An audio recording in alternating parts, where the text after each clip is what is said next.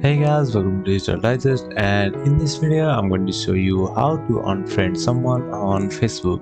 So to do that, let's head on to facebook.com and then log into your account.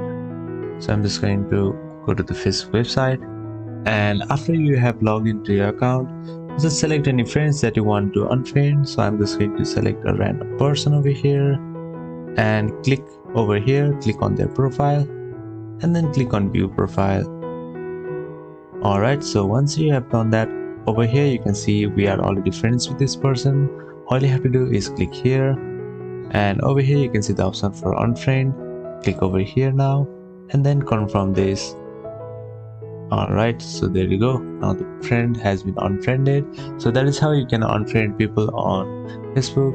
Thank you for watching this video, and I will see you on the next one. Also, don't forget to subscribe to our channel for more videos like this.